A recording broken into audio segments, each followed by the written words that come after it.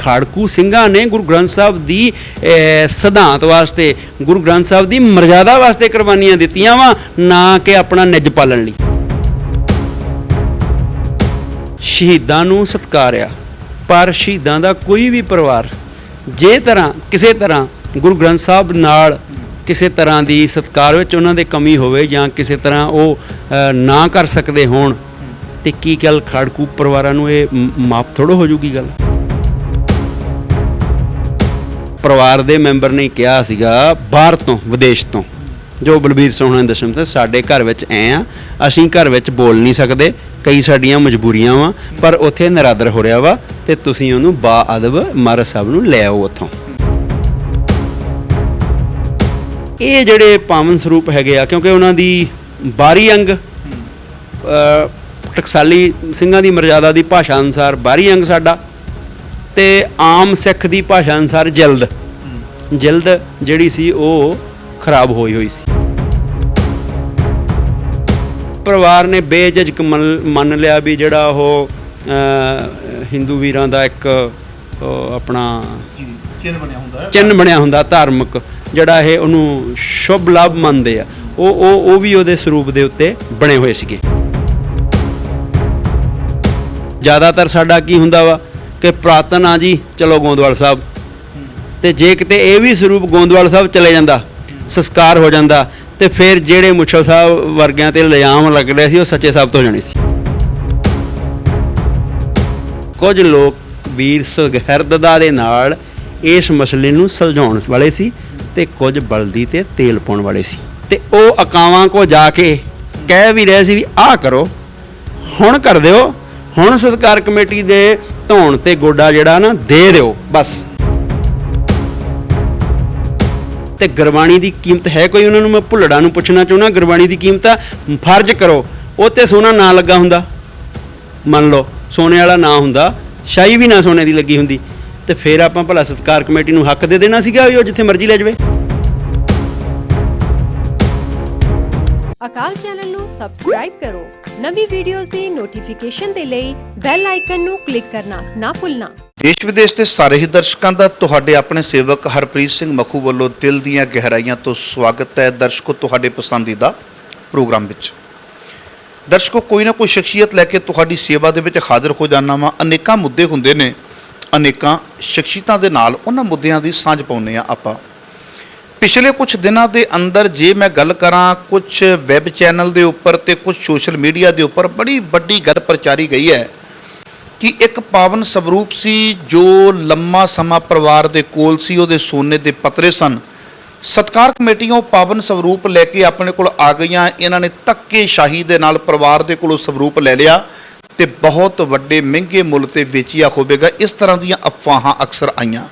ਪਰ ਮੈਂ ਥੋੜ੍ਹਾ ਜਿਹਾ ਜ਼ਿਕਰ ਕਰਦੇ ਹਾਂ, ਜੇ ਸਤਿਕਾਰ ਕਮੇਟੀਆਂ ਦੀ ਗੱਲ ਕਰਾਂ ਤੇ ਪਿਛਲੇ ਕੁਝ ਲੰਮੇ ਸਮੇਂ ਤੋਂ ਸਤਿਕਾਰ ਕਮੇਟੀਆਂ ਦੇ ਉੱਪਰ, ਜੇ ਮੈਂ ਸਿੱਧੇ ਸ਼ਬਦਾਂ ਵਿੱਚ ਕਹਾਂ ਵੀ ਸ਼ਿਕੰਜਾ ਪੂਰਾ ਕੱਸਿਆ ਜਾ ਰਿਹਾ, ਤੇ ਜਥੇਦਾਰ ਸ੍ਰੀ ਅਕਾਲ ਤਖਤ ਸਾਹਿਬ ਨੇ ਵੀ ਇੱਕ ਬਿਆਨ ਦੇ ਜ਼ਰੀਏ ਸਤਿਕਾਰ ਕਮੇਟੀਆਂ ਦੀ ਮਾਨਤਾ ਰੱਦ ਕਰ ਦਿੱਤੀ। ਜਦੋਂ ਕਿ ਸਤਿਕਾਰ ਕਮੇਟੀਆਂ ਦੀ ਮਾਨਤਾ ਰੱਦ ਕਰਨ ਦੀ ਗੱਲ ਆਈ ਤੇ ਬਹੁਤ ਲੋਕਾਂ ਨੇ ਆਪਣੇ ਮੂੰਹ ਖੋਲ੍ਹੇ, ਤੇ ਕਈਆਂ ਨੇ ਇੱਥੋਂ ਤੱਕ ਵੀ ਕਹਿ ਦਿੱਤਾ ਕਿ ਸਾਡੇ ਘਰ ਦੇ ਵਿੱਚ ਬੜਾ ਪ੍ਰਾਚੀਨ ਸਵਰੂਪ ਸੀ ਤੇ ਉਹ ਸੋਨੇ ਦੀ ਲਿਖਾਈ ਸੀ। ਇੱਕ ਵਾਰੀ ਪਰਿਵਾਰ ਦੀ ਆਖਣ ਦੀ ਦੇਰ ਹੈ ਵੀ ਉਹਦੇ ਵਿੱਚ ਕੁਝ ਸਤਰਾਂ ਸੋਨੇ ਦੀ ਸਿਆਹੀ ਦੇ ਨਾਲ ਲਿਖੀਆਂ ਗਈਆਂ ਸੀ।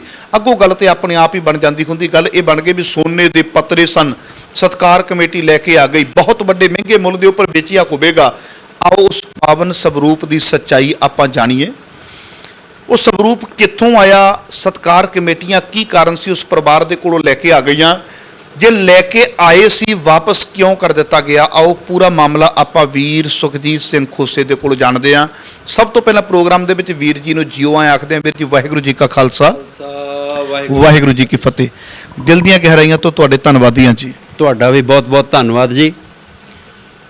ਅਕਾਲ ਚੈਨਲ ਦੀ ਟੀਮ ਨੇ ਹਮੇਸ਼ਾ ਹੀ ਸੱਚ, ਹੱਕ, ਨਿਆਂ ਦੀ ਗੱਲ ਕੀਤੀ ਹੈ, ਤੇ ਜਿਹਨੂੰ ਕਹਿੰਦੇ ਆ ਪਾਰਦਰਸ਼ਤਾ ਵਾਲੀ ਪੱਤਰਕਾਰੀ, ਤੁਸੀਂ ਹਮੇਸ਼ਾ ਇਹ ਰੋਲ ਨਿਭਾਇਆ ਵਾ। ਤੇ ਬੀਤੇ ਦਿਨੀ ਤੁਸੀਂ ਸਾਡੇ ਨਾਲ ਜਾ ਕੇ ਵੀ ਉਹ ਸਾਰੀ ਘਟਨਾਕ੍ਰਮ ਨੂੰ ਚੰਗੀ ਤਰ੍ਹਾਂ ਵਾਚਿਆ ਆ, ਤੇ ਨਿਰਪੱਖਤਾ ਦੇ ਨਾਲ ਸੱਚ ਸਾਹਮਣੇ ਲਿਆਉਣ ਦੀ ਕੋਸ਼ਿਸ਼ ਕੀਤੀ ਆ। ਜੇ ਕੁਝ ਪਲ ਵਿੱਚੋਂ ਰਹਿ ਗਿਆ ਤੇ ਉਹਦੇ ਵਾਸਤੇ ਤੁਸੀਂ ਅੱਜ ਫੇਰ ਸਾਡੇ ਕੋਲ ਆਏ ਆ। ਸਾਡੀ ਇਹ ਆਵਾਜ਼ ਸੰਗਤ ਤੱਕ, ਜੇ ਇਹਨੂੰ ਕਹਿ ਲਓ ਵੀ ਸੱਚੋ ਸੱਚ ਵਾਲੀ ਗੱਲ, ਤੇ ਉਹ ਤੁਸੀਂ ਇੱਥੇ ਤੁਹਾਡੇ ਆਉਣ 'ਤੇ ਸਮੁੱਚੀ ਟੀਮ ਦਾ ਪਹਿਲਾਂ ਤਾਂ ਮੈਂ ਜਿਉਂ ਕਰਦਾ, ਤੁਹਾਡਾ ਧੰਨਵਾਦ ਕਰਦੇ ਹਾਂ, ਕਿਉਂਕਿ ਅਜਿਹੇ ਹਾਲਾਤਾਂ ਵਿੱਚ ਜਦੋਂ ਤਖਤਾਂ ਦੇ ਜਥੇਦਾਰ ਇੱਕ ਠੱਪਾ ਲਾ ਦੇਣ ਤੇ ਲੋਕ ਮੂੰਹ ਘੁਮਾ ਲੈਂਦੇ ਆ ਜੀ। ਹਰ ਇੱਕ ਸੋਚਦਾ ਵਾ ਕਿ ਇਹਨੂੰ ਤਾਂ ਅਕਾਲ ਤਖਤ ਸਾਹਿਬ ਨੇ ਇੱਕ ਤਰ੍ਹਾਂ ਦਾ ਇਹਦੇ ਨਾਲ ਕਹਿ ਦਿੱਤਾ ਵੀ ਇਹ ਤਾਂ ਮਾਨਤਾ ਰੱਦ ਕਰ ਦਿੱਤੀ ਆ, ਇਹ ਤਾਂ ਮਤਲਬ ਗਲਤ ਹੋ ਗਈ ਗੱਲ, ਤੇ ਇਹ ਬੜਾ ਵੱਡਾ ਦੋਸ਼ੀ ਹੋਊਗਾ। ਤੇ ਤੁਸੀਂ ਫਿਰ ਵੀ, ਕਿਉਂਕਿ ਤੁਸੀਂ ਵੀ ਜਾਣਦੇ ਹੋ ਕਿ ਉਹਨਾਂ ਨੂੰ ਆਥਰੋ ਕਿੱਦਾਂ ਹੁੰਦੇ ਨੇ, ਕੀ ਹੁੰਦਾ ਆ, ਕਿਹੜੀਆਂ ਮਜਬੂਰੀਆਂ ਤਹਿ ਤੋਂ ਕਰਦੇ, ਹੋ ਸਕਦਾ ਉਹਨਾਂ ਦਾ ਦਿਲ ਨਾ ਹੀ ਕਰਦਾ ਹੋਵੇ। ਤੇ ਉਹ ਜਿਹੜੀ ਗੱਲ ਹੋਈ ਆ, ਇਹ ਸਾਰੇ ਘਟਨਾਕ੍ਰਮ ਨੂੰ ਲੈ ਕੇ ਸਾਰੇ ਦਾ ਸਾਰਾ ਸੋਸ਼ਲ ਮੀਡੀਆ 'ਤੇ ਉਬਾਰ ਆ ਜਾਣਾ। ਕੁਝ ਮੇਰੇ ਵੀਰ ਜਿਹੜੇ ਨਿੱਜੀ ਚੈਨਲ ਚਲਾਉਂਦੇ ਆ, ਉਹਨਾਂ ਨੇ ਆਪਣੀ ਜ਼ਿੰਮੇਵਾਰੀ ਨਾ ਸਮਝਦੇ ਹੋਏ ਇੱਕ ਪੱਖ ਨੂੰ ਲੈ ਕੇ ਇੰਟਰਵਿਊਆਂ ਕਰਕੇ ਚਲਾ ਦੇਣੀਆਂ, ਵੱਡੇ ਵੱਡੇ ਇਲਜ਼ਾਮ ਲਾ ਦੇਣੇ ਕਿਸੇ 'ਤੇ। ਤੇ ਉਹ ਸਾਰੀ ਗੱਲ ਨੂੰ ਤੁਸੀਂ ਸਾਡੇ ਕੋਲ ਇੱਥੇ ਸੱਚ ਪੁੱਛਣ ਵਾਸਤੇ, ਸੱਚ ਸੰਗਤਾਂ ਤੱਕ ਸੁਣਾਉਣ ਵਾਸਤੇ, ਕਿਉਂਕਿ ਜਸਟਿਸ ਸੰਗਤ ਕਰੇ ਜੀ। ਅਸੀਂ ਮੈਂ ਨਿਆਂ ਸੰਗਤ ਹੀ ਕਰੇ। ਤੁਸੀਂ ਆਪਣਾ ਪੱਖ ਰੱਖਣਾ ਹੈ, ਪਰਿਵਾਰ ਨੇ ਆਪਣਾ ਪੱਖ ਰੱਖਣਾ ਹੈ, ਤੇ ਮੈਂ ਚਾਹੁੰਦਾ ਵੀ ਉਹਦੇ ਵਿੱਚ ਕੁਝ ਵੀ ਲੁਕਿਆ ਛੁਪਿਆ ਨਹੀਂ ਰਹਿਣਾ ਚਾਹੀਦਾ। ਜੋ ਸੱਚਾਈ ਹੈ ਉਹ ਬਾਹਰ ਆ ਜਾਵੇ। ਮੈਂ ਕਹਿਣਾ ਚਾਹੁੰਦਾ ਸੀ ਵੀ ਇਹ ਹਜੇ ਤਾਂ ਮੈਂ ਭੂਮਿਕਾ ਵਿੱਚ ਤੁਹਾਡਾ ਧੰਨਵਾਦ ਹੀ ਕਰ ਰਿਹਾ। ਮਿਹਰਬਾਨੀ। ਹੁਣ ਗੱਲ ਜਿਹੜੀ ਆਈ ਆ ਭਈ ਗੁਰੂ ਗ੍ਰੰਥ ਸਾਹਿਬ ਦਾ ਸਰੂਪ ਉੱਥੋਂ ਜਬਰੀ ਲੈ ਆਉਣਾ ਜੀ। ਇਹ ਸ਼ਬਦ ਜਿਹੜਾ ਆ ਬੜਾ ਕਰੜਾ ਤੇ ਬੜਾ ਅੱਖਰ ਸ਼ਬਦ ਆ, ਕਿਉਂਕਿ ਗੁਰੂ ਗ੍ਰੰਥ ਸਾਹਿਬ ਨੂੰ ਕਿਸੇ ਕੋਲੋਂ ਜਬਰੀ ਖੋਹਣਾ ਵੱਡਾ ਵੱਡਾ ਜੁਰਮ ਆ। ਕਿਉਂਕਿ ਗੁਰਬਾਣੀ ਨਾਲ ਤੋੜਨਾ ਬਹੁਤ ਵੱਡਾ ਪੁੰਨ ਆ, ਤੇ ਗੁਰਬਾਣੀ ਨਾਲੋਂ ਜੁੜੇ ਹੋਏ ਨੂੰ ਤੋੜ ਦੇਣਾ ਬੜਾ ਵੱਡਾ ਵਜਰ ਪਾਪ ਆ। ਤੇ ਜਬਰੀ ਗੁਰੂ ਗ੍ਰੰਥ ਸਾਹਿਬ ਲੈ ਆਉਣਾ ਤੇ ਇਹ ਉਸ ਪਾਪ ਦੇ ਬਰਾਬਰ ਆ, ਕਿਉਂਕਿ ਜੁੜੇ ਹੋਏ ਨੂੰ ਤੋੜਤਾ ਜੀ। ਅੱਛਾ, ਇਹ ਆ ਗਈ ਭਾਵਨਾ ਦੀ ਗੱਲ। ਸਾਡਾ ਜਿਹੜਾ ਧਰਮ ਆ ਮਖੂ ਸਾਹਿਬ ਜੀ, ਇਹ ਇਕੱਲਾ ਭਾਵਨਾ ਤੇ ਨਹੀਂ ਖੜਾ, ਇਹਦੇ ਨਾਲ ਸਿਧਾਂਤ ਵੀ ਆ। ਕਿਉਂਕਿ ਉਹਦੀ ਉਦਾਹਰਨ ਮੇਰੇ ਗੁਰੂ ਬਾਬਾ ਜੀ ਨੇ 9 ਸਾਲ ਦੀ ਉਮਰ 'ਚ ਹੀ ਦੇਤੀ ਸੀ ਕਿ ਇਹ ਸਿਧਾਂਤ ਦਾ ਪੁਜਾਰੀ ਆ, ਇਹ ਪਰੰਪਰਾਵਾਂ ਦਾ ਪੁਜਾਰੀ ਨਹੀਂ ਹੈਗਾ। ਕਿਉਂਕਿ ਭਾਵਨਾ ਸੀ ਨਾ ਪਰਿਵਾਰ ਦੀ, ਗੁਰੂ ਨਾਨਕ ਸਾਹਿਬ ਦੀ, ਵੀ ਲੈ ਲਾ ਵੀ ਬੇਟਾ ਪਾ ਜਨੇਊ ਪਿਤਾ ਜੀ ਦਾ, ਜਾਂ ਬਾਕੀ ਉਹਨਾਂ ਦੇ ਜਿਹੜੇ ਸੀਨੀਅਰਸ ਸੀਗੇ ਵੀ ਪੁੱਤਰ ਪਾ ਜਨੇਊ, ਭਾਵਨਾ ਹੈ ਪਿਤਾ ਪੁਰਖੀ ਰੀਕ। ਮਹਾਰਾਜ ਕਹਿੰਦੇ ਨਾ ਬਈ, ਭਾਵਨਾ ਠੀਕ ਹੈ, ਪਰ ਬੇਬੇ ਜੀ ਵੱਲ ਕਰੋ ਗੱਲ, ਭੈਣ ਨਾਨਕੀ ਵੱਲ। ਇਹ ਕਹਿੰਦੇ ਨਹੀਂ, ਇੱਧਰ ਲੋੜ ਨਹੀਂ ਹੁੰਦੀ, ਬੱਚੀਆਂ ਨੂੰ ਨਹੀਂ ਲੋੜ ਹੁੰਦੀ। ਕਹਿੰਦੇ ਫਿਰ ਇੱਧਰ ਵੀ ਨਹੀਂ ਲੋੜ ਹੈਗੀ। ਤੇ ਇੰਝ ਕਹਿ ਲਈਏ ਵੀ ਭਾਵਨਾ ਕਦੀ ਵੀ ਸਿਧਾਂਤ ਤੋਂ ਵੱਡੀ ਨਹੀਂ ਹੁੰਦੀ।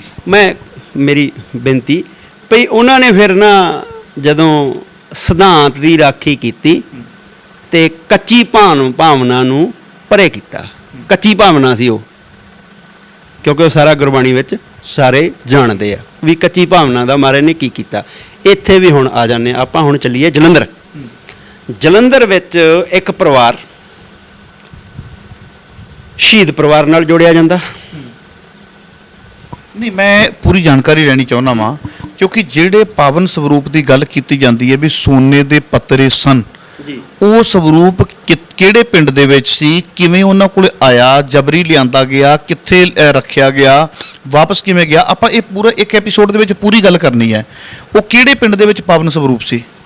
ਉਹ ਜਲੰਧਰ ਸ਼ਹਿਰ ਦੇ ਵਿੱਚ ਹੈਗਾ ਪਾਵਨ ਸਰੂਪ ਸੀਗੇ। ਤੇ ਮਹਾਨ ਸ਼ਹੀਦ ਟਹਿਣੀ ਜੀ ਹੋਏ ਸਾਡੇ, ਜਿਨ੍ਹਾਂ ਨੇ ਮੀਆਂ ਬੀਬੀ ਦੋਵਾਂ ਨੇ ਪਤੀ ਪਤਨੀ ਨੇ ਬੱਸ ਵਿੱਚ ਮੁਕਾਬਲਾ ਕੀਤਾ, ਤੇ ਬੜਾ ਉਹ ਇੱਕ ਤਰ੍ਹਾਂ ਦਾ ਉਹ ਵਿਲੱਖਣ ਤਰ੍ਹਾਂ ਦੀ ਸ਼ਹੀਦੀ ਆ। ਉਹਨਾਂ ਦਾ ਨਮਨ ਆ ਉਹਨਾਂ ਵੀਰਾਂ ਨੂੰ। ਪਰ ਇਹ ਉਹਨਾਂ ਦੇ ਚਾਚਾ ਜੀ ਕਹਿੰਦੇ ਆ, ਅਸੀਂ ਪਰਿਵਾਰ ਵਾਲੇ ਵੀ ਉਹਨਾਂ ਦੇ ਚਾਚਾ ਜੀ ਆ। ਮਖੂ ਸਾਹਿਬ ਸ਼ਹੀਦਾਂ ਨੂੰ ਸਤਿਕਾਰਿਆ, ਪਰ ਸ਼ਹੀਦਾਂ ਦਾ ਕੋਈ ਵੀ ਪਰਿਵਾਰ ਕਿਸੇ ਤਰ੍ਹਾਂ ਗੁਰੂ ਗ੍ਰੰਥ ਸਾਹਿਬ ਨਾਲ ਕਿਸੇ ਤਰ੍ਹਾਂ ਦੀ ਸਤਿਕਾਰ ਵਿੱਚ ਉਹਨਾਂ ਦੇ ਕਮੀ ਹੋਵੇ, ਜਾਂ ਕਿਸੇ ਤਰ੍ਹਾਂ ਉਹ ਨਾ ਕਰ ਸਕਦੇ ਹੋਣ, ਤੇ ਕੀ ਗੱਲ ਖਾੜਕੂ ਪਰਿਵਾਰਾਂ ਨੂੰ ਇਹ ਮਾਫ ਥੋੜ੍ਹਾ ਹੋ ਜੂਗੀ ਗੱਲ। ਕਿਉਂਕਿ ਖਾੜਕੂ ਸਿੰਘਾਂ ਨੇ ਗੁਰੂ ਗ੍ਰੰਥ ਸਾਹਿਬ ਦੀ ਸਿਧਾਂਤ ਵਾਸਤੇ, ਗੁਰੂ ਗ੍ਰੰਥ ਸਾਹਿਬ ਦੀ ਮਰਜ਼ਾਦਾ ਵਾਸਤੇ ਕੁਰਬਾਨੀਆਂ ਦਿੱਤੀਆਂ ਵਾ, ਨਾ ਕਿ ਆਪਣਾ ਨਿੱਜ ਪਾਲਣ ਲਈ। ਇਹ ਬੜੀ ਵੱਡੀ ਗੱਲ ਬਣ ਜਾਂਦੀ ਆ। ਹੁਣ ਉਹ ਜਿਹੜਾ ਪਰਿਵਾਰ ਆ ਜਲੰਧਰ ਵਾਲਾ, ਜਿਹੜਾ ਉਹ ਨੌਜਵਾਨ 30-32 ਸਾਲ ਦਾ ਹਰਸਿਮਰਨ ਵੀਰ ਸਿੰਘ, ਉਹ ਇਹ ਦੱਸ ਰਿਹਾ ਕਿ ਮੇਰੇ ਦਾਦੇ ਪੜਦਾਦੇ ਜਾਂ ਮੇਰੇ ਦਾਦਾ ਜੀ ਜਾਂ ਪੜਦਾਦਾ ਜੀ ਨਹੀਂ ਹੋ, ਉਹ ਪਾਕਿਸਤਾਨ ਤੋਂ 47 ਦੀ ਵੰਡ ਵੇਲੇ ਇਹ ਸਰੂਪ ਜਿਹੜੇ ਲੈ ਕੇ ਆਏ ਆ। ਮਤਲਬ ਉਹਨਾਂ ਦੇ ਕਹਿਣ ਮੁਤਾਬਕ ਵੀ ਇੱਕ ਟਰੰਕ ਸੀ, ਇੱਕ ਬਾਟੀ ਸੀ, ਅਤੇ ਮਤਲਬ ਅਸੀਂ ਮਤਲਬ ਉਹ ਇਸ ਸਰੂਪ ਦੀ ਸ਼ਰਨ ਵਿੱਚ ਹੀ ਸਾਨੂੰ ਮਤਲਬ ਇੱਥੇ ਆਉਣਾ ਨਸੀਬ ਹੋਇਆ ਵੀ ਉਹਨਾਂ ਦੀ ਇੱਕ ਭਾਵਨਾ ਹੈ ਕਿ ਅਸੀਂ ਪਾਕਿਸਤਾਨ ਤੋਂ ਲੈ ਕੇ ਆਏ ਹਾਂ। ਆ ਗਏ, ਹੋ ਗਿਆ ਪ੍ਰਕਾਸ਼ਮਾਨ। ਧੰਨਵਾਦ ਆ ਉਹਨਾਂ ਦਾ ਜਿਨ੍ਹਾਂ ਨੇ ਅਨਮੋਲ ਖਜ਼ਾਨਾ ਇਤਿਹਾਸਕ ਸਮਝ ਕੇ ਲੈ ਕੇ ਆਂਦਾ। ਇੱਥੇ ਜਦੋਂ ਆ ਜਾਂਦੇ ਆ, ਇੱਥੇ ਆਣ ਕੇ ਇਸ ਬੱਚੇ ਦੇ ਫਾਦਰ ਸਾਹਿਬ ਜਿਹੜੇ ਹੈਗੇ ਆ, ਉਹ ਇੱਕ ਉਤਾਰਾ ਕਰਨਾ ਸ਼ੁਰੂ ਕਰਦੇ ਆ ਉਸ ਸਰੂਪ ਤੋਂ, ਜਿਹੜਾ ਪਾਕਿਸਤਾਨ ਤੋਂ ਆਇਆ ਸੀ, ਜਿਹਦੇ ਸੋਨੇ ਦੇ ਪੱਤਰਿਆਂ ਦੀ ਗੱਲ ਕੀਤੀ ਜਾਂਦੀ ਹੈ। ਬਿਲਕੁਲ ਜੀ, ਜਿਹੜੇ ਸੋਨੇ ਦੇ ਪੱਤਰਿਆਂ ਦੀ ਗੱਲ ਕੀਤੀ ਜਾਂਦੀ ਆ, ਉਹਦਾ ਉਤਾਰਾ ਸ਼ੁਰੂ ਕਰਦੇ ਆ, ਕਿਉਂਕਿ ਇਹ ਸਾਰਾ ਕੁਝ ਨਿਕਲਿਆ ਆ ਸਾਰੀ ਡਿਸਕਸ ਵਿੱਚੋਂ। ਉਹ 900 ਤੇ ਕੁਝ ਅੰਗ ਜਿਹੜੇ ਉਤਾਰਾ ਕਰ ਦਿੰਦੇ ਆ। ਭਾਈ ਬਲਬੀਰ ਸਿੰਘ ਮੁੱਛਲ ਹੁਣੀ ਜਾਂਦੇ ਆ ਉੱਥੇ ਉਸ ਘਰ 'ਚ ਜਥੇ ਸਮੇਤ, ਕਿਉਂਕਿ ਜਦੋਂ ਆਪਾਂ ਮੀਡੀਆ 'ਚ ਕਹਿੰਦੇ ਆ ਉਦੋਂ ਆਪਾਂ ਬਹੁਤ ਕੁਛ ਕਹਿ ਦੇਣਾ ਹੁੰਦਾ ਵੀ ਉੱਥੇ ਇਹੋ ਜਿਹੇ ਬੰਦੇ ਆਏ ਸੀ, ਇਹੋ ਜਿਹੇ ਆਏ ਸੀ, ਇਹ ਨਹੀਂ ਹੋ। ਅਕਸਰ ਕੋਈ ਵੀ ਗੁਰੂ ਕਾ ਸਿੱਖ ਜਾਏਗਾ, ਉਹਨੂੰ ਮਰਜ਼ਾਦਾ ਬਾਰੇ ਤਾਂ ਥੋੜ੍ਹਾ ਬਹੁਤਾ ਗਿਆਨ ਹੁੰਦਾ ਹੈ। ਉਹ ਜਾ ਕੇ ਕੀ ਦੇਖਦੇ ਹੈਗੇ ਆ ਕਿ ਇੱਕ ਕਮਰੇ ਵਿੱਚ ਬਜ਼ੁਰਗ ਬੈਠੇ ਹੋਏ ਆ, ਉਹ ਲਿਖ ਰਹੇ ਆ। ਅਤੇ ਹੁਣ ਆਪਾਂ ਇੱਥੇ ਬੈਠੇ ਆ, ਆਪਾਂ ਫਿਰ ਵੀ ਕੁਛ ਖਿਆਲ ਰੱਖਦੇ ਹਾਂ। ਉਹ ਜਿਹੜੇ ਲਿਖਾਈ ਵਾਲੇ ਅੰਗ ਆ, ਉਹਨਾਂ ਨੂੰ ਅਦਬ ਰੱਖਣਾ ਹੁੰਦਾ ਵਾ, ਤਰਤੀਬਵਾਰ। ਉਹ ਕਿਤੇ ਨਾ ਕਿਤੇ ਇੱਧਰ ਉੱਧਰ ਕੋਈ ਜਿਵੇਂ ਅਵੇਸਲੇ ਪੰਚ ਥੱਲੇ ਡਿੱਗਿਆ, ਕੋਈ ਇੱਦਾਂ ਉੱਦਾਂ ਹੈ। ਫਿਰ ਇਹਨਾਂ ਨੇ ਕਿਹਾ ਵੀ ਤੁਸੀਂ, ਕਿਉਂਕਿ ਜੇ ਗੁਰੂ ਗ੍ਰੰਥ ਸਾਹਿਬ ਮਹਾਰਾਜ ਦਾ ਸਰੂਪ ਲਿਖਣਾ ਆ, ਅਕਸਰ ਕਿਤਿਓਂ ਥੋੜ੍ਹੀ ਬਹੁਤੀ ਪਰਮਿਸ਼ਨ ਜਾਂ ਪ੍ਰਵਾਨਗੀ ਲੈਣੀ ਤਾਂ ਜ਼ਰੂਰੀ ਆ ਨਾ। ਇਹ ਥੋੜ੍ਹਾ ਹੈ ਕਿ ਆਪਾਂ ਆਪੇ ਲਿਖਣਾ ਲੱਗ ਪਈਏ, ਜਾਂ ਕੋਈ ਕਿਵੇਂ ਉਹਦੀ ਸਧਾਈ ਹੋਣੀ ਆ, ਕਿੱਥੇ ਦੇਣਾ ਆ। ਉਹ ਚਲੋ ਇਹ ਸਾਰੀਆਂ ਗੱਲਾਂ ਜਦੋਂ ਹੋਈਆਂ ਅਤੇ ਉਹਨਾਂ ਨੇ ਕਿਹਾ ਵੀ ਤੁਹਾਡੇ ਕੋਲ ਸਰੂਪ ਕਿੰਨੇ ਆ, ਕਿੱਥੇ ਆ ਸਰੂਪ। ਜਦੋਂ ਉਹਨਾਂ ਨੇ ਦੂਜੇ ਕਮਰੇ 'ਚ ਵੇਖਿਆ ਅਤੇ ਇਹ ਗੁਰੂ ਜਿਹੜੇ ਇਹ ਸਰੂਪ ਆਪਾਂ ਹੁਣ ਦਰਸ਼ਨ ਕੀਤੇ ਆ, ਜਿਹਨੂੰ ਇਹ ਕਦੋਂ ਦੀ ਗੱਲ ਆ? ਇਹ 2016 ਦੀ। ਜਦੋਂ ਇਹ ਸਾਰੀ ਗੱਲ ਇਹਨਾਂ ਨੇ, ਉਹਨਾਂ ਦੇ ਦੱਸਣ ਮੁਤਾਬਕ ਇਹ ਹੋਈ ਆ, ਅਤੇ ਇਹਨਾਂ ਨੇ ਪੁੱਛਿਆ ਵੀ ਤੁਹਾਡੇ ਕੋਲ ਸਰੂਪ ਵੀ ਆ? ਅਤੇ ਹਾਂਜੀ ਸਾਡੇ ਕੋਲ ਪੁਰਾਤਨ ਸਰੂਪ ਆ। ਫਿਰ ਪੁਰਾਤਨ ਸਰੂਪ ਆ ਅਤੇ ਫਿਰ ਉਹਦੀ ਸਾਂਭ ਸੰਭਾਲ ਵੀ ਜ਼ਰੂਰੀ ਸੀ।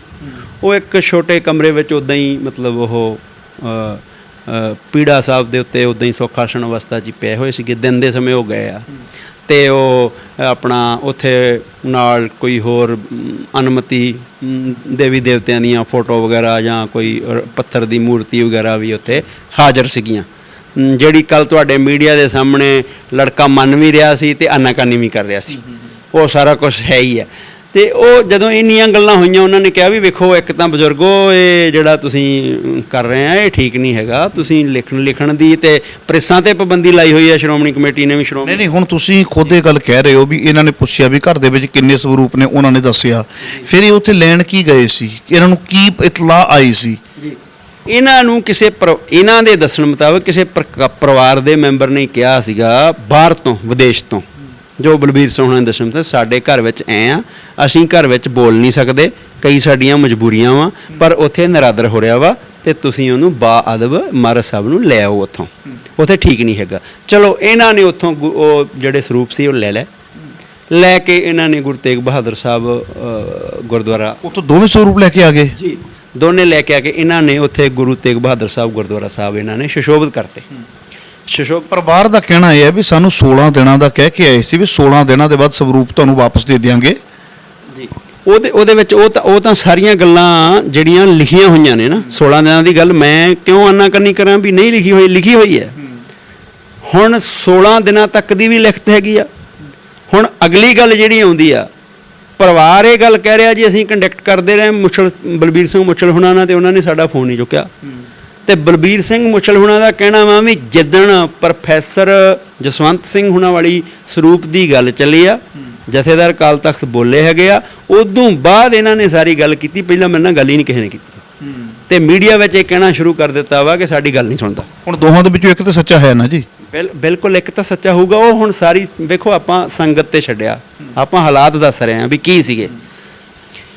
ਹੁਣ ਕੀ ਹੁੰਦਾ ਆ ਕਿ ਇਹ ਜਿਹੜੇ ਪਾਵਨ ਸਰੂਪ ਹੈਗੇ ਆ, ਕਿਉਂਕਿ ਉਹਨਾਂ ਦੀ ਬਾਰੀ ਅੰਗ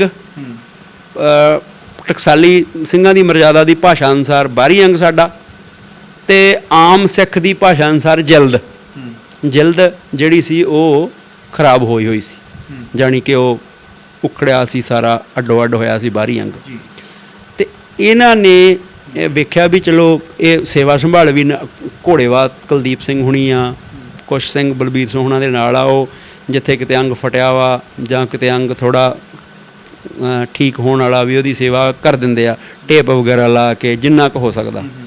ਇਹਨਾਂ ਨੇ ਉਹਦਾ ਬਾਹਰੀ ਅੰਗ ਦੇ ਉੱਪਰ ਜਿਹੜਾ ਸੀ ਨਵਾਂ ਕਾਗਜ਼ ਵਗੈਰਾ ਉੱਥੇ ਸੇਵਾ ਕਰਤੀ। ਇੱਥੋਂ ਉਹ ਲੈ ਗਏ ਆ, ਸਾਲ ਬਾਅਦ ਲੈ ਗਏ ਆ, 6 ਮਹੀਨੇ ਲੈ ਗਏ ਆ, ਕਿਉਂਕਿ ਉਹ ਪੂਰੀ ਨਹੀਂ ਪਰਿਵਾਰ ਕੋਲੋਂ ਮੁੱਛਲ ਜੀ ਸਵਰੂਪ ਲੈ ਕੇ ਆ ਗਏ ਜੀ। ਉਸ ਤੋਂ ਬਾਅਦ ਗੁਰਦੁਆਰਾ ਗੁਰੂ ਤੇਗ ਬਹਾਦਰ ਸਾਹਿਬ ਜਲੰਧਰ ਇਹਨਾਂ ਨੇ ਸੁਭਾਏਮਨ ਕਰਵਾਤੇ। ਫਿਰ ਉਸ ਤੋਂ ਬਾਅਦ ਸਾਲ ਡੇਢ ਸਾਲ ਬਾਅਦ ਫਿਰ ਇਹ ਲੈ ਕੇ ਸਵਰੂਪ ਆ ਗਏ।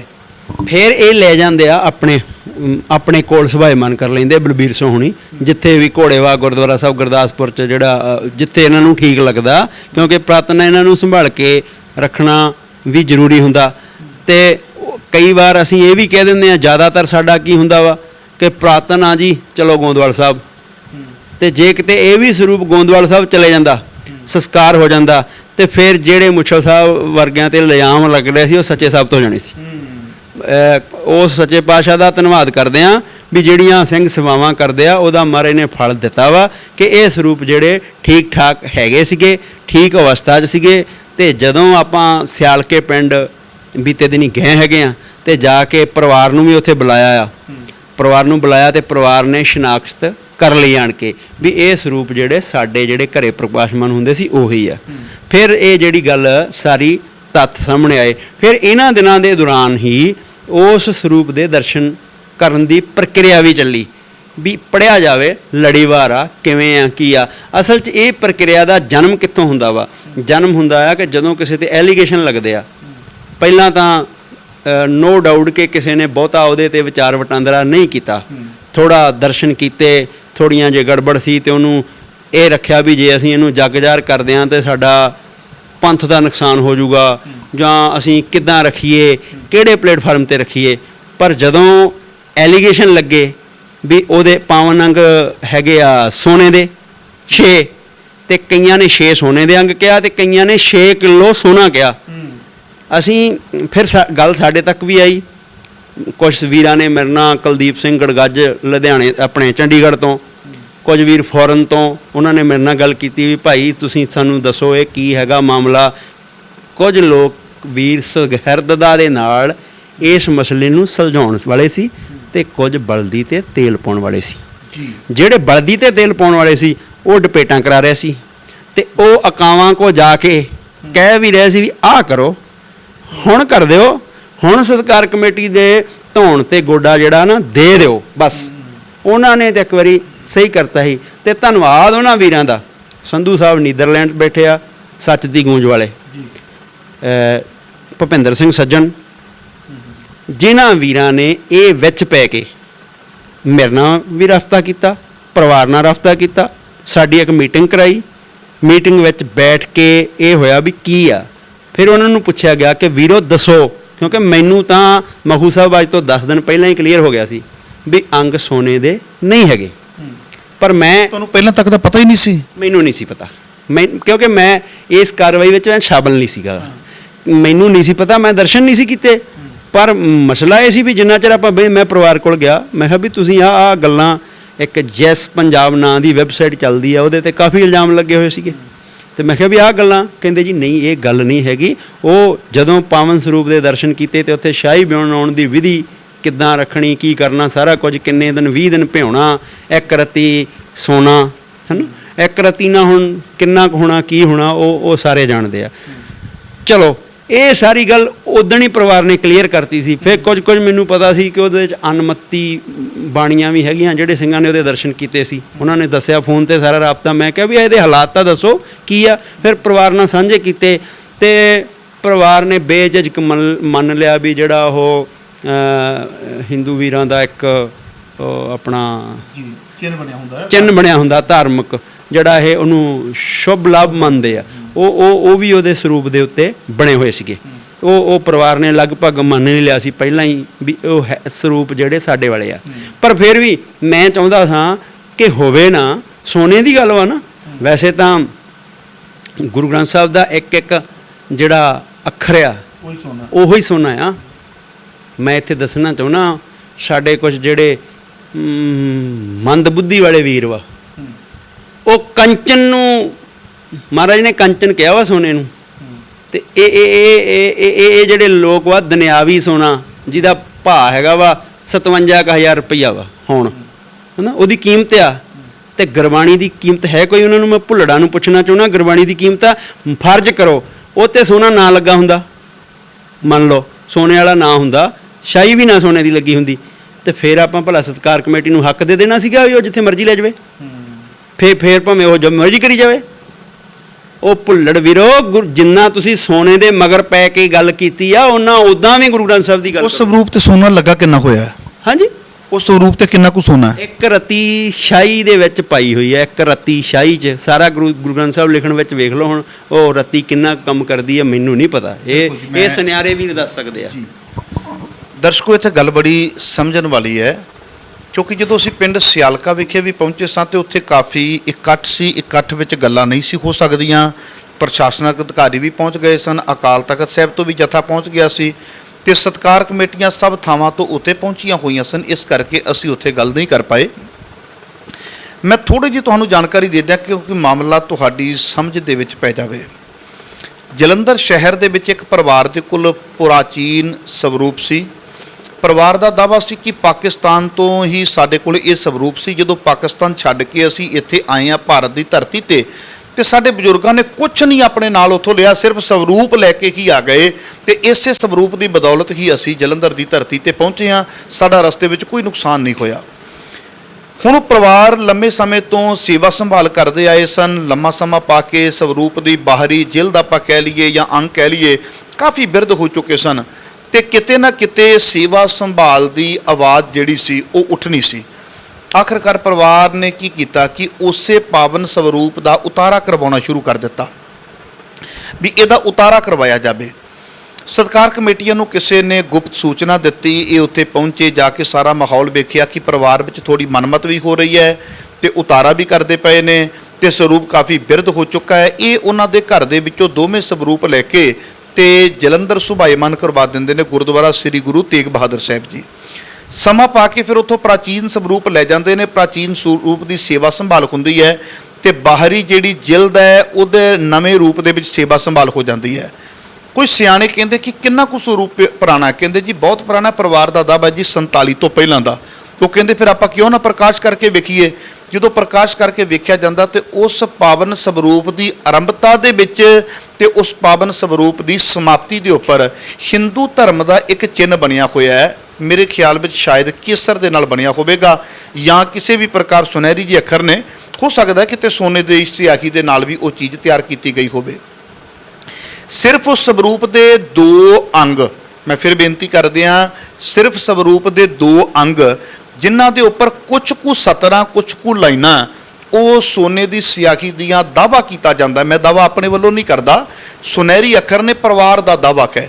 ਜਦੋਂ ਸਵਰੂਪ ਦੇ ਬਿਲਕੁਲ ਅਸੀਂ ਪਿੱਛੇ ਚਲੇ ਜਾਂਦੇ ਹਾਂ ਤੇ ਰਾਗਮਾਲਾ ਤੋਂ ਬਾਅਦ ਉਸ ਸਵਰੂਪ ਦੇ ਪਿੱਛੇ ਲਿਖਿਆ ਹੋਇਆ ਹੈ ਸਿਆਹੀ ਕੀ ਬਿਦ, ਜਿਹਦੇ ਵਿੱਚ ਲਿਖਿਆ ਵੀ ਕਿੱਕਰ ਦੀ ਗੂੰਦ ਪਾਉਣੀ ਹੈ, ਬਰਤਨ ਜਿਹੜਾ ਆ ਬਰਤਨ ਹੈ ਤੇ ਇੰਨੇ ਦਿਨ ਇਸ ਸਿਆਹੀ ਨੂੰ ਰੱਖਣਾ। ਉਹਦੇ ਵਿੱਚ ਲਿਖਿਆ ਵੀ 1 ਰੱਤੀ ਸੋਨਾ, ਵੀ 1 ਰੱਤੀ ਇਹਦੇ ਵਿੱਚ ਸੋਨੇ ਦੀ ਆਪਾਂ ਵਰਤੋਂ ਕਰਨੀ ਹੈ। ਉਹ ਸਿਆਹੀ ਬਣਾਉਣ ਦੀ ਵਿਧ ਵਿੱਚ ਸੋਨਾ ਹੈ। ਪਰ ਗਜ਼ਬ ਦੀ ਗੱਲ ਹੈ ਵੀ ਲੋਕਾਂ ਨੇ ਪ੍ਰਚਾਰ ਕਰ ਦਿੱਤਾ ਕਿ ਇਹਦੇ ਵਿੱਚ ਸੋਨਾ। ਜੇ ਮੰਨ ਲਓ ਪਰਿਵਾਰ ਨੇ ਕਹਿ ਦਿੱਤਾ ਵੀ ਉਹਦੇ 2 ਅੰਗ ਨੇ ਜਿਨ੍ਹਾਂ ਦੇ ਉੱਪਰ ਕੁਝ ਲਾਈਨਾਂ ਸੋਨੇ ਦੀ ਸਿਆਹੀ ਦੀਆਂ ਹਨ, ਬਸ ਇਹ ਗੱਲ ਬਾਹਰ ਨਿਕਲੀ। ਜਿਹੜਾ ਵਿਰੋਧੀ ਹੈ ਉਹਨੇ ਗੱਲ ਚੱਕ ਲਈ, ਕਹਿੰਦੇ ਸੋਨੇ ਦੇ ਪੱਤਰੇ। ਉਸ ਤੋਂ ਬਾਅਦ ਜਿਹੜੀ ਅਗਾਂਹ ਗੱਲ ਅੱਪੜ ਜਾਂਦੀ ਹੈ ਉਹਦੇ ਵਿੱਚ ਆ ਗਿਆ ਵੀ 6 ਕਿਲੋ ਸੋਨਾ। ਤੇ ਲੋਕਾਂ ਦੇ ਮਨ 'ਚ ਆਇਆ ਫਿਰ ਗੁਰੂ ਗ੍ਰੰਥ ਸਾਹਿਬ ਜੀ ਦਾ ਸਰੂਪ ਨਹੀਂ ਲੈ ਕੇ ਆਏ, ਇਹ ਸੋਨੇ ਕਰਕੇ ਲੈ ਕੇ ਆਏ ਤੇ ਵੇਚਣਗੇ। ਤੇ 6 ਕਿਲੋ ਸੋਨਾ ਜੇ ਆਪਾਂ ਮੰਨ ਕੇ ਚੱਲੀਏ ਵੀ 10 ਗ੍ਰਾਮ ਦਾ ਰੇਟ ਕੋਈ 55 ਜਾਂ 57 ਦੇ ਲਾਗੇ ਹੈ ਤੇ 6 ਕਿਲੋ ਸੋਨਾ ਕਰੋੜਾਂ ਦੇ ਵਿੱਚ ਚਲਾ ਜਾਵੇਗਾ। ਕੁਝ ਲੋਕਾਂ ਨੇ ਇਸ ਕਿਸਮ ਦਾ ਪ੍ਰਚਾਰ ਕੀਤਾ, ਕੁਝ ਨੇ ਕੈਲਕੂਲੇਸ਼ਨ ਦੇ ਦਿੱਤੀ, ਬੜੀ ਪ੍ਰਕਾਰ ਦੀਆਂ ਗੱਲਾਂ ਬਾਹਰ ਆਈਆਂ ਤੇ ਸਾਡੇ ਮਨ ਦੇ ਵਿੱਚ ਵੀ ਖਿਆਲ ਆਇਆ ਵੀ ਇਹ ਪਾਵਨ ਸਵਰੂਪ ਸੋਨੇ ਦਾ, ਇਹਦੀ ਸੱਚਾਈ ਲੋਕਾਂ ਦੇ ਸਾਹਮਣੇ ਆਵੇ ਤੇ ਸੱਚਾਈ ਜਾਣਨ ਦੇ ਲਈ ਅੱਜ ਅਸੀਂ ਪਿੰਡ ਖੋਸਾ ਵਿਖੇ ਪਹੁੰਚੇ ਵੀਰ ਸੁਖਜੀਤ ਸਿੰਘ ਖੋਸਾ ਦੇ ਘਰ ਦੇ ਵਿੱਚ। ਤੇ ਆਓ ਕੁਝ ਹੋਰ ਵੀ ਜਾਣਦੇ ਹਾਂ ਵੀ ਆਖਰਕਾਰ ਉਹ 16 ਤੋਂ ਲੈ ਕੇ 2020 ਤੱਕ ਮਾਮਲਾ ਅੱਗੇ ਨਹੀਂ ਭਖਿਆ। ਆਖਰ 2020 ਦੇ ਵਿੱਚ ਹੀ ਜਥੇਦਾਰ ਸਾਹਿਬ ਦੇ ਬਿਆਨ ਤੋਂ ਬਾਅਦ ਹੀ ਇਹ ਇੱਕਦਮ ਮਾਮਲਾ ਕਿਵੇਂ ਭਖ ਜਾਂਦਾ ਤੇ ਪਰਿਵਾਰ ਮੰਗ ਕਰਦਾ, ਫਿਰ ਸਵਰੂਪ ਪਰਿਵਾਰ ਨੂੰ ਦੇ ਵੀ ਦਿੱਤੇ ਜਾਂਦੇ ਨੇ। ਕਿਸ ਦਬਾਓ, ਕਿਸ ਪ੍ਰੈਸ਼ਰ ਦੇ ਵਿੱਚ ਆ ਕੇ ਸਵਰੂਪ ਪਰਿਵਾਰ ਨੂੰ ਦਿੱਤੇ ਜਾਂਦੇ ਨੇ, ਆਓ ਜਾਣਦੇ ਹਾਂ। ਵੀਰ ਜੀ, ਫਿਰ ਸਮਾਂ ਪਾ ਕੇ ਜਿਹੜੇ ਸਵਰੂਪ ਨੇ ਇਹ ਪਰਿਵਾਰ ਨੂੰ ਵੀ ਦੇ ਦਿੰਦੇ ਹੋ ਤੁਸੀਂ? ਦੇਖੋ ਜੀ, ਗੱਲ ਇਹ ਆ ਭਈ ਹੁਣ ਜਿਹੜੇ ਪਾਵਨ ਸਰੂਪ ਆਪਾਂ ਜਿਹੜੀ ਦਮਦਮਾ ਸਾਹਿਬ ਵਾਲੀ ਬੀੜ ਹੈ ਜਿਹਨੂੰ ਆਪਾਂ ਨਤਮਸਤਕ ਹੁੰਨੇ ਆ, ਥੋੜੀ ਜੀ ਗੱਲ ਤੁਹਾਡੇ ਸਵਾਲ ਆਉਂਗਾ, ਤੁਹਾਡੇ ਸਵਾਲ ਤੇ ਹੀ ਉਹਨਾਂ ਦੇ ਨਾਲ ਮੇਲ ਨਹੀਂ ਸੀ ਖਾਂਦੀ ਤੇ ਮਾਰੇ ਕਹਿੰਦੇ ਸਤਿਗੁਰੂ ਬਿਨਾ ਹੋਰ ਕੱਚੀ ਹੈ ਬਾਣੀ ਕੱਚੀ ਹੋ ਗਈ। ਤੇ ਫਿਰ ਰਾਮ ਰਾਏ ਨੇ ਇੱਕ ਸ਼ਬਦ ਬਦਲਿਆ ਸੀਗਾ ਤੇ ਮਹਾਰਾਜ ਨੇ ਕਿਹਾ ਸੀ ਵੀ ਜਿੱਧਰ ਤੇਰਾ ਮੂੰਹ ਆ ਉਧਰ ਤਲ ਚਲੇ ਜਾ। ਹੁਣ ਜਦੋਂ ਆਪਾਂ ਦਰਸ਼ਨ ਕਰ ਲਏ, ਆਪਾਂ ਤਾਂ ਸ਼ਾਇਦ ਤੁਸੀਂ ਸੁਣਿਆ ਹੋਵੇ, ਆਪਾਂ ਸਪਸ਼ਟ ਕਰਤਾ ਸੀਗਾ ਕਿ ਮੈਂ ਮੱਥਾ ਸ੍ਰੀ ਗੁਰੂ ਗ੍ਰੰਥ ਸਾਹਿਬ ਨੂੰ ਟੇਕੂੰਗਾ, ਮੇਰੇ ਗੁਰੂ ਗ੍ਰੰਥ ਸਾਹਿਬ ਉਹ ਨੇ। ਹਾਂ, ਪੋਥੀ ਕਰਕੇ ਸਤਿਕਾਰ ਹੈ ਪਰ ਇਹ ਅਧੂਰਾ ਹੈ, ਇਹ ਪੰਥਕ ਦੀ ਠੀਕ ਨਹੀਂ ਹੈਗੀ। ਮੇਰੇ ਵੱਲੋਂ ਇਹ ਸਰੂਪ ਜਿਹਨੂੰ ਮਰਜ਼ੀ ਹੈਂਡਓਵਰ ਕਰ ਦਿਓ, ਪਰ ਇੰਨਾ ਚੰਗਾ ਹੋਵੇ ਕਿ ਜਿਹੜੇ ਲੋਕ ਰੌਲਾ ਪਾਉਂਦੇ ਆ, ਸ਼੍ਰੋਮਣੀ ਕਮੇਟੀ ਜਾਂ ਉਹਨਾਂ ਦੇ ਉੱਥੇ ਜਥੇਦਾਰ, ਉਹਨਾਂ ਦੀ ਸੁਪਰਵਿਜ਼ਨ 'ਚ ਇਹ ਗੱਲ ਹੋ ਜਾਏ। ਚਲੋ ਕੋਸ਼ਿਸ਼ ਕੀਤੀ, ਪ੍ਰਚਾਰਕ ਸਾਹਿਬ ਆਏ, ਸ਼ਾਇਦ ਭਾਈ ਗੁਰਦੇਵ ਸਿੰਘ ਸੀ, ਤੇ ਉਹਨਾਂ ਨੂੰ ਬੁਲਾਇਆ ਗਿਆ ਤੇ ਉਹਨਾਂ ਨੇ ਆਣ ਕੇ ਸਾਰਾ ਉਹ ਨਿਰੀਖਣ ਕੀਤਾ ਤੇ ਦਰਸ਼ਨ ਕਰਕੇ, ਨਿਰੀਖਣ ਕਰਕੇ ਉਹਨਾਂ ਨੇ ਕਿਹਾ ਵੀ ਵਾਕਿਆ ਹੀ ਇਹਦੇ ਵਿੱਚ ਕੱਚੀ ਬਾਣੀ ਹੈ। ਫਿਰ ਇਹਦਾ ਹੋਇਆ ਵੀ ਇਹ ਹੋਵੇ ਕੀ, ਕਿਉਂਕਿ ਅਸੀਂ ਤਾਂ ਤੁਹਾਡੇ ਮੀਡੀਆ ਦੀ ਮੌਜੂਦਗੀ ਕਹਿ ਦਿੱਤਾ ਸੀ ਵੀ ਇਹ ਭਾਈ ਸਾਹਿਬ ਆ ਗਏ ਆ, ਸਤਿਕਾਰ ਆ ਇਹਨਾਂ ਦਾ। ਵਿਅਕਤੀਗਤ ਕਿਸੇ ਨਾਲ ਸਾਡਾ ਹੋ ਸਕਦਾ ਆ, ਹਰਪ੍ਰੀਤ ਸਿੰਘ ਮਖੂ ਨਾਲ ਸਾਡਾ ਹੋ ਸਕਦਾ ਨਿੱਜੀ ਵਿਰੋਧ ਹੋਵੇ, ਪਰ ਗੁਰੂ ਘਰ ਦੇ ਪ੍ਰਚਾਰਕ ਦੇ ਤੌਰ ਤੇ ਜਦੋਂ ਆ ਤੇ ਉਦੋਂ ਸਤਿਕਾਰ ਪੂਰਾ ਰਹਿਣਾ ਆ। ਮੰਨ ਲਓ ਮੈਂ ਇਹ ਕਿਤੇ ਮੈਨੂੰ ਸਟੇਜ ਸੈਕਟਰੀ ਦੀ ਸੇਵਾ ਮਿਲ ਜਾਂਦੀ ਆ ਤੇ ਮੈਂ ਤੁਹਾਡੇ ਨਾਲ ਨਿੱਜੀ ਮੇਰੀ ਦੁਸ਼ਮਣੀ ਆ, ਉੱਥੇ ਮੈਨੂੰ ਕਹਿਣਾ ਪਊਗਾ ਕਿ ਸਰਦਾਰ ਹਰਪ੍ਰੀਤ ਸਿੰਘ ਜੀ ਮਖੂ ਭਾਈ ਸਾਹਿਬ ਇਹ ਕੌਮ ਦੇ ਸੇਵਾਦਾਰ ਆ, ਇਹ ਬੜੇ ਲੰਮੇ ਸੇਵਾਵਾਂ ਤੋਂ ਸੇਵਾ ਕਰ ਰਿਹਾ ਤੇ ਇਹ ਕੁਝ ਬਚਨ ਸੰਗਤਾਂ ਨਾਲ ਸਾਂਝੇ ਕਰਨਗੇ ਵਾਹਿਗੁਰੂ। ਮਤਲਬ ਉਹਦੇ ਅਹੁਦੇ ਦਾ, ਉਹਦੇ ਰੁਤਬੇ ਦਾ, ਜਿਵੇਂ ਅਕਾਲ ਤਖਤ ਸਾਹਿਬ ਦੀ ਮੈਂ ਗੱਲ ਕਰਨੀ ਚਾਹੁੰਦਾ, ਅਕਾਲ ਤਖਤ ਸਾਹਿਬ ਦਾ ਬਹੁਤ ਸਤਿਕਾਰ ਆ, ਜਥੇਦਾਰ ਦਾ ਵੀ ਮਨ 'ਚ ਸਤਿਕਾਰ ਹੁੰਦਾ ਆ, ਪਰ ਨਿੱਜੀ ਤੌਰ 'ਤੇ ਹਰਪ੍ਰੀਤ ਸਿੰਘ ਦੇ ਫੈਸਲੇ ਨਾਲ ਅਸੀਂ ਨਹੀਂ ਸਹਿਮਤ। ਜਦੋਂ ਉਹ ਹਰਪ੍ਰੀਤ ਸਿੰਘ ਬਣ ਕੇ ਫੈਸਲਾ ਸੁਣਾਉਂਦਾ ਆ ਫਿਰ ਨਹੀਂ ਅਸੀਂ ਸਹਿਮਤ। ਜਥੇਦਾਰ ਬਣ ਕੇ ਫੈਸਲਾ ਸੁਣਾਵੇ ਫਿਰ ਤਾਂ ਕੋਈ ਗੱਲ ਹੀ ਨਹੀਂ ਹੈਗੀ, ਫਿਰ ਸਹਿਮਤ ਹੋ ਜਾਂਦਾ ਬੰਦਾ। ਅੱਛਾ, ਫਿਰ ਕੀ ਕਿ ਜਦੋਂ ਆ ਗਏ, ਬਹਿ ਗਏ, ਗੱਲ ਹੋ ਗਈ ਕਿ ਇਹਦਾ ਕੀ ਕਰਨਾ।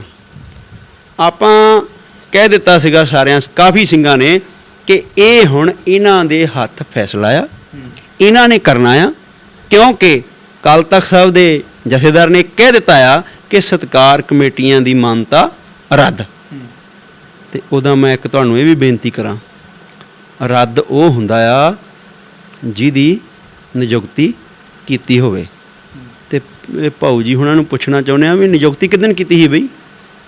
ਮੈਂ ਚਾਹੁੰਦਾ ਵੀ ਆਪਾਂ ਉਸੇ ਮੁੱਦੇ ਦੇ ਉੱਪਰ ਹੀ ਆਈਏ। ਫਿਰ ਸਵਰੂਪ ਜਿਹੜਾ ਉਹ ਪਰਿਵਾਰ ਕੋਲੇ ਓਕੇ ਸੌਰੀ ਖਿਮਾ ਮੰਗਦਾ। ਗੱਲ ਚੱਲ ਪਈ, ਅਸੀਂ ਕਿਹਾ ਵੀ ਠੀਕ ਆ, ਗੱਲ ਕਰ ਲਓ, ਪਰਿਵਾਰ ਨਾਲ ਗੱਲ ਕਰ ਲਓ, ਪਰਿਵਾਰ ਨੂੰ ਦੇ ਦਿਓ, ਸਾਨੂੰ ਕੋਈ ਇਤਰਾਜ਼ਗੀ ਨਹੀਂ। ਅਸੀਂ ਤਾਂ ਜਿੰਨਾ ਚਿਰ ਸੇਵਾ ਸੰਭਾਲ ਕਰ ਲਈ, ਠੀਕ ਹੋ ਗਿਆ ਗੱਲ। ਹੁਣ ਪਰਿਵਾਰ ਆ ਗਿਆ, ਜ਼ਿੰਮੇਵਾਰ ਸੰਸਥਾ ਆ ਗਈ, ਨੁਮਾਇੰਦੇ ਆ ਗਏ, ਜਿੱਥੇ ਤੁਹਾਡਾ ਦਿਲ ਕਰਦਾ ਉਹ ਕਰ ਲਓ। ਲੰਮਾ ਸਮਾਂ ਡਿਸਕਸ਼ਨ ਚੱਲੀ ਪਰਿਵਾਰ ਨਾਲ, ਸ਼ਾਇਦ ਉਹਨਾਂ ਦੀ ਸਿੰਘ ਸਾਹਿਬ ਨਾਲ ਵੀ ਗੱਲ ਕਰਾਈ, ਉਹ ਲੜਕੇ ਦੀ, ਕਾਫੀ ਗੱਲਾਂ ਬਾਤਾਂ ਹੁੰਦੀਆਂ ਰਹੀਆਂ, ਲੰਮਾ ਟਾਈਮ ਚੱਲਦਾ ਰਿਹਾ। ਉਹ ਕਹਿੰਦੇ ਸੀ ਵੀ ਅਸੀਂ ਤਖਤ ਸਾਹਿਬ 'ਤੇ ਲੈ ਕੇ ਜਾਣਾ, ਦਰਸ਼ਨ ਕਰਾਂਗੇ। ਦੂਜਾ ਅਸੀਂ ਕਿਹਾ ਠੀਕ ਹੈ, ਲੈ ਜਾਓ, ਕੋਈ ਗੱਲ ਨਹੀਂ। ਫਿਰ ਉੱਥੇ ਕੀ ਨਿਕਲਿਆ ਕਿ ਪਰਿਵਾਰ ਦੀਆਂ ਭਾਵਨਾਵਾਂ, ਜੇ ਭਾਵਨਾਵਾਂ ਵਾ ਅਤੇ ਭਾਵਨਾਵਾਂ ਨੂੰ ਮੱਦੇ ਨਜ਼ਰ ਰੱਖਦਿਆਂ ਹੋਇਆਂ ਪਰਿਵਾਰ ਨੂੰ ਸਰੂਪ ਸੌਂਪ ਦਿੱਤਾ ਗਿਆ।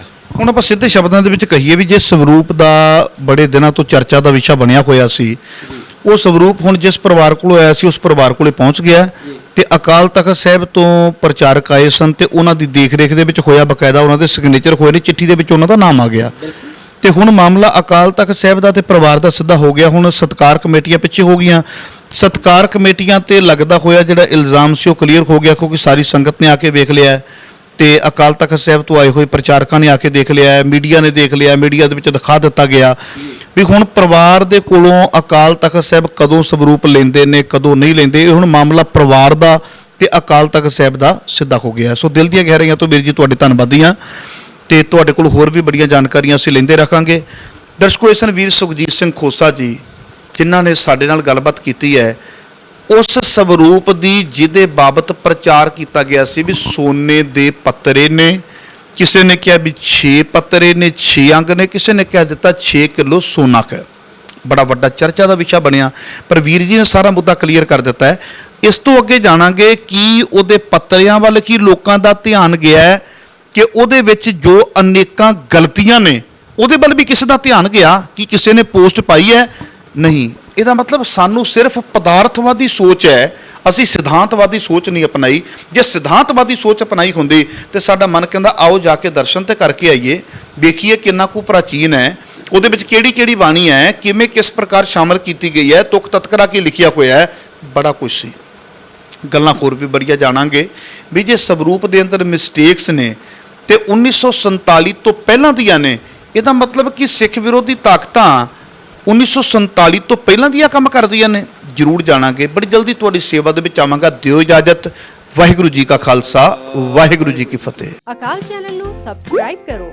ਨਵੀਂ ਵੀਡੀਓਜ਼ ਦੀ ਨੋਟੀਫਿਕੇਸ਼ਨ ਦੇ ਲਈ ਬੈਲ ਆਈਕਨ ਨੂੰ ਕਲਿੱਕ ਕਰਨਾ ਨਾ ਭੁੱਲਣਾ।